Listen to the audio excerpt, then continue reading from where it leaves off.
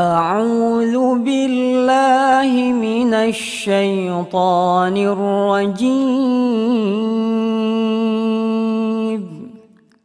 بسم الله الرحمن الرحيم.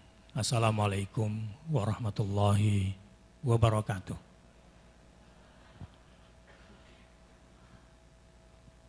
Alhamdulillah.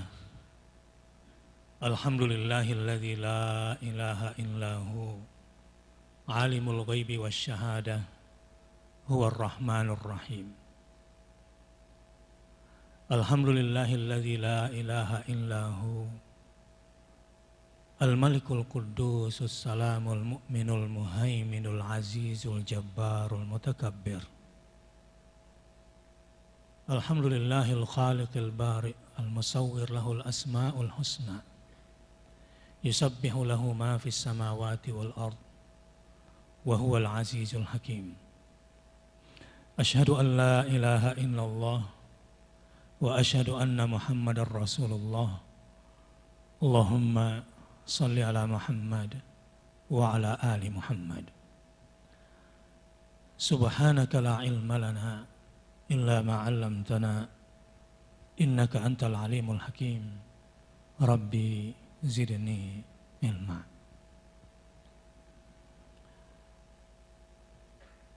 Jamaah rahimakumullah.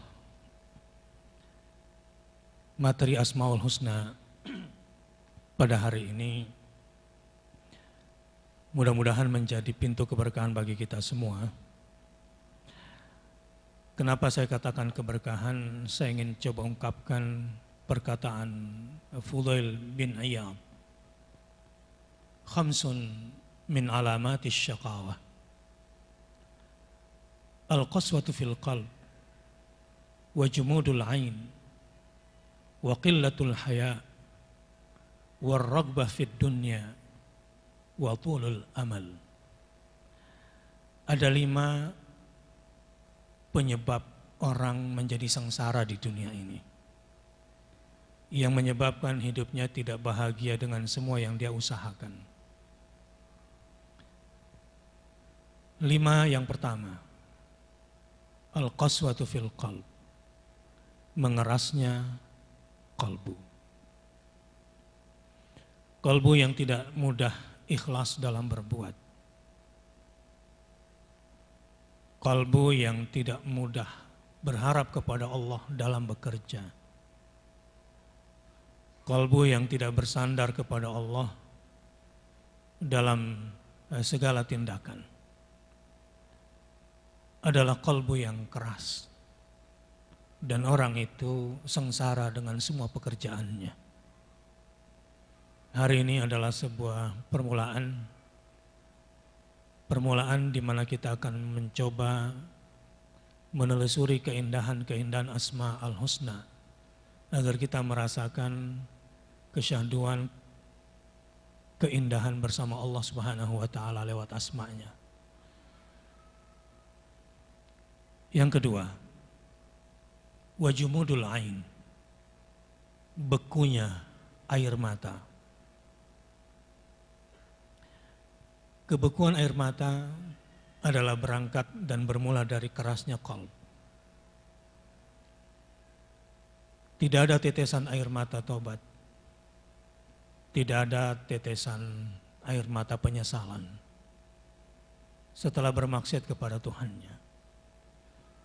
Karena memang selama ini tidak banyak berzikir, tidak banyak ingat dalam kalbunya kepada Allah Subhanahu wa taala. Tidak ada air mata cinta dan tidak ada air mata kerinduan kepada Allah Subhanahu wa taala. Ini yang disebut dengan air mata yang membeku. Mari sama-sama kita bertasbih. Subhanallah wa bihamdi. Adada khalqih wa ridha nafsih wa zinata arsyih wa midada kalimatih. Maha suci Engkau ya Allah. Maha suci Engkau yang maha terpuji dengan semua keterpujian-Mu. Engkau maha terpuji adada khalqih, sebanyak ciptaan-ciptaan yang tak dapat kami hitung, yang tak terhingga jumlahnya. sebanyak itulah pujian kami kepadamu. Wa ridha nafsi, dan yang lebih besar lagi bagi kami, Engkau adalah Maha Suci dengan semua keridhaan yang Kau berikan kepada hamba-hambamu. Wa zinata arsy, yang satu ini kami tidak dapat bayangkan. Maha terpuji Engkau ya Allah, Maha suci Engkau ya Allah, dengan semua hiasan-hiasan arasmu yang agung itu. Wa midada kalimati, wa midada kalimati, Maha suci Engkau ya Allah, sejumlah kalimat-kalimat sucimu yang tak terhingga itu. Subhanallah wa bihamdi, adada khalqi, wa ridha nafsi, wa zinata arsy, wa midada kalimati. Abu Darda radhiyallahu anhu seringkali menghabiskan malam-malamnya dengan teteskan air mata. Air mata di tempatnya bersujud yang tidak bersejadah, sehingga tersisa seperti tetesan-tetesan embun atau tetesan titik hujan. Beruntunglah orang yang sudah lembut hatinya dan tidak membengku air matanya. Yang ketiga, wa qillatul haya, berkurangnya rasa malu. Berkurangnya rasa malu tentu yang pertama kepada Allah Subhanahu wa taala. Ketika kita bermaksiat kepada Allah, padahal rezeki yang kita dapat untuk bermaksiat itu berasal dari Allah, kita tidak malu. Kita gunakan tenaga, padahal tenaga itu berasal dari Allah, tetapi tenaga kita gunakan untuk menjauh dari Allah. Sungguh kita tidak tahu malu kepada Allah. Allah tidak pernah lepas perhatiannya kepada kita, tapi kita mencari perhatian dari selain Allah. Padahal Allah lah yang maha memperhatikan kita dengan semua kasih sayangnya. Lalu kita tidak merasa malu kepada Allah, maka hati ini akan sengsara. Al-haya syu'batun min syu'abil iman. Rasa malu itu di antara pilar-pilarnya iman. Semakin kuat rasa malu seorang hamba kepada Allah Azza wa Jalla, maka akan semakin jauh dari kesengsaraan. Sebaliknya, terlalu banyak bermaksiat membuat hilangnya rasa malu. Ketika rasa malu sudah hilang, maka telanjanglah manusia itu. Tidak ada lagi penutup aurat pada dirinya. Terbongkarlah semua aib-aib dirinya. Maka orang yang terbongkar aibnya dia akan sengsara. Yang keempat, war-raghbah fid dunya. Cinta dunia. Terobsesi pada dunia. Mengejar dunia.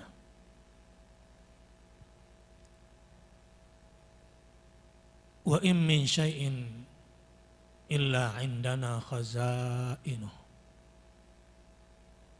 Ketahuilah, semua yang berharga yang kamu cari, semua yang berharga yang kamu kejar, ada dalam simpanan khazanahnya Allah Subhanahu wa ta'ala.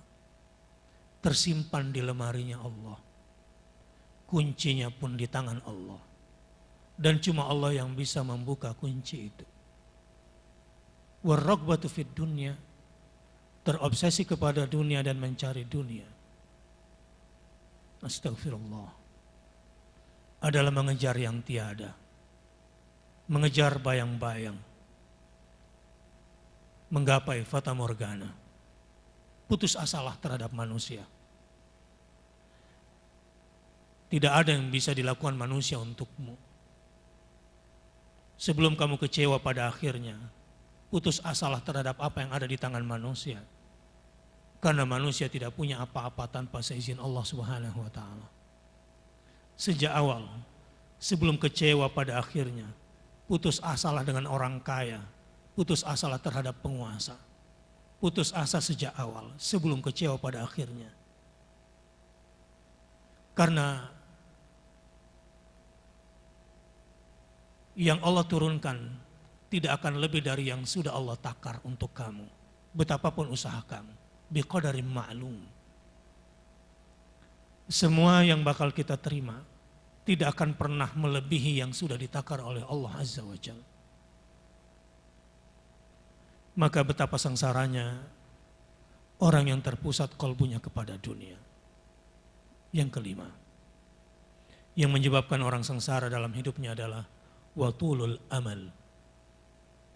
Terlalu panjang angan-angannya. Terlalu mengikuti keinginan. Keinginannya kemudian menyeberang kepada angan-angan. Padahal kalau ada sesuatu yang paling dekat dan paling pasti adalah kematian. Kematian.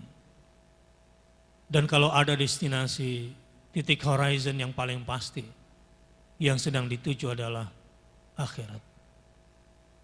Akhirat. Orang-orang yang panjang angan pernah digambarkan Rasulullah SAW di atas padang pasir, lalu Rasulullah membuat bentuk 4 persegi panjang. Di kotak 4 persegi panjang itu kemudian Rasulullah menarik garis di tengah-tengahnya yang melintasi batasan atas dan batasan bawahnya. Sahabat kemudian bertanya, ya Rasulullah, apa maksud 4 persegi panjang ini? Dan apa maksud garis yang melampaui kotak ini? Rasulullah SAW bersabda, kotak itu adalah kotak usiamu. Sementara garis itu adalah angan-anganmu yang melampaui usiamu. Satu hari, ada seorang sahabat yang sedang menatap rumahnya dari arah depan, berdecak kagum karena rumahnya baru saja dibangun. Berharap ada teman yang lain lewat melintasi rumahnya untuk ditanya apa komentar tentang rumahnya yang baru saja dibangun. Melintaslah sahabat. Lalu pemilik rumah ini dengan bangga mengatakan, apa pendapatmu tentang rumahku? Orang yang berakal itu berkata, rumahmu melampaui usiamu. Lalu ditinggalkannya dan tidak dipujinya. Dalam peristiwa lain, baru saja orang ini pindah rumah ke rumah baru. Hari itu dia pindah rumah. Dia undang semua dengan penuh kebanggaan, hari ini saya punya rumah baru. Diundang semuanya. Lalu mati lampu. Di luar dugaan dia perbaiki sendiri, kesetrum dan mati pada saat itu. Watulul amal. Padahal rumah sesungguhnya adalah bukan terminal yang bernama dunia ini. Mungkin salah ilmu, sehingga dia menjadi panjang amal. Maksud saya panjang angan, tulul amal. Rasulullah SAW begitu tegas melihat dunia dengan gambaran yang sangat konkret. Dunia bagiku tak lebih dari sekedar sebuah pohon di tengah padang pasir ketika terik matahari. Karena panas aku kemudian berteduh sejenak di bawahnya. Menjelang sore hari, ku tinggalkan pohon itu karena itu hanya tempat berteduh sejenak. Pohon itu adalah dunia. Lihat, begitu cerdasnya Rasulullah SAW melihat dunia. Memang seperti itu orang jenius melihat dunia. Dan seharusnya seperti itu pula. Dan seperti Rasulullah kita melihat dunia ini. Buat apa punya rumah di mana-mana? Buat apa punya tanah di mana-mana? Kalau pada akhirnya akan menjadi masa lalu yang menyakitkan semuanya. Watulul amal. Imam Ghazali menggambarkan tidak salah punya harta banyak. Tapi ingat, punya harta banyak sama halnya dengan sedang memelihara ular yang berbisa. Punya harta banyak, menyimpan harta banyak, itu sama halnya dengan pemelihara ular berbisa. Jika kamu telat memberi makan, Jika kamu gagal mendidik ular, tunggu kamu yang akan digigit. Sehingga digambarkan dalam hadis nanti di akhirat, orang-orang yang tidak pandai menempatkan hartanya secara benar. Hartanya kemudian berubah menjadi ular besar, ular yang sangat besar, yang melilit sekujur tubuhnya sampai ke lehernya. Ketika ular itu menganga di depan wajahnya, ular itu berkata, akulah hartamu ketika kamu masih di dunia. Lalu dicaploknya kepala itu berulang-ulang. Imam Ghazali tentu ketika menggambarkan suasana seperti itu karena memang ada gambaran dalam sunnah Nabi SAW. 5 yang menyebabkan seseorang bisa menjadi sengsara. Pertama, al-qaswatu fil qalb, kalbu yang keras membatu. Wa jumudul ain, dan air mata yang membeku dari tobat dan penyesalan serta cinta dan kerinduan. Wa qillatul haya, dan sedikitnya rasa malu sampai hilang rasa malu. Wa raghbatu fid dunya, karena salah memandang dunia kemudian terobsesi pada dunia. Wa tulul amal, dan terlalu panjang angan-angan. Jamaah rahimakumullah.